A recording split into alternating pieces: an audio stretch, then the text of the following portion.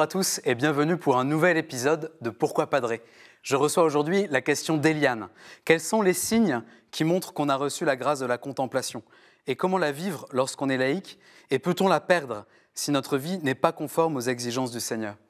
Je trouve votre question très belle, Eliane, car elle parle de l'essentiel de notre vocation de baptiser. Nous sommes les disciples du Christ, mais pas seulement pour demander qu'il nous aide dans notre vie ou pour transformer le monde. Nous sommes les disciples du Christ parce que nous sommes fascinés par le mystère de sa personne, par le mystère de sa vie dans la communion divine. Nous sommes les disciples du Christ pour répondre à son désir à lui de nous unir à sa vie.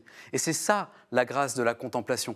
Prier non pas seulement pour obtenir des grâces, mais prier, c'est-à-dire plonger dans le mystère de Dieu, c'est-à-dire demeurer avec lui. Ça demande du courage pour tout le monde, et même pour les moines qui sont certainement les grands spécialistes de la prière. Ça demande du courage à cause de la disproportion qui existe entre Dieu et nous. Prier, c'est un peu comme sortir d'une zone d'ombre pour aller d'un coup en pleine lumière. Si on faisait ça, on aurait l'impression de devenir aveugle, on aurait mal aux yeux.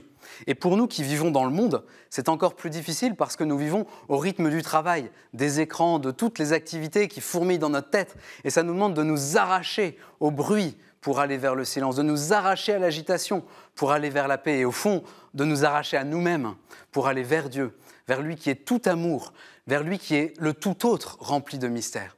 Alors, comment savoir qu'on vit la grâce de la contemplation? On le sait à une seule chose. Est-ce que je réserve dans ma journée un moment de choix pour rester au calme avec Dieu? Ça peut être un temps d'adoration, un temps de lectio divina, la prière du chapelet, mais avec ce point d'attention, je ne cherche pas à résoudre mes problèmes, je ne parle pas seulement de mes problèmes à Dieu, je cherche Dieu pour lui-même.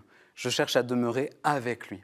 Après, je crois que c'est vraiment impossible de savoir si on prie bien. C'est même dangereux d'essayer de mesurer la qualité de sa prière.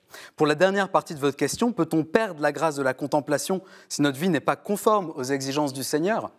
Eh bien, j'aurais envie de répondre oui, évidemment. Fréquenter le Seigneur, fréquenter son intimité nous met de plus en plus au bon endroit, là où il nous appelle à être. Et Dieu nous conduit toujours plus vers la paix intérieure, vers l'amour du prochain et vers la vérité sur nous-mêmes. Alors prions. Fréquentons Jésus, restons avec lui, laissons-le transformer peu à peu notre vie, laissons-nous faire par lui, par cette paix qui vient de l'enfant Dieu qui repose paisiblement dans nos bras. Alors merci Eliane pour votre question, merci pour toutes vos questions que vous nous envoyez à l'adresse pourquoipadrer@ktotv.com ou sur les réseaux sociaux. Vous retrouverez cette vidéo et toutes nos autres vidéos sur ktotv.com. À bientôt.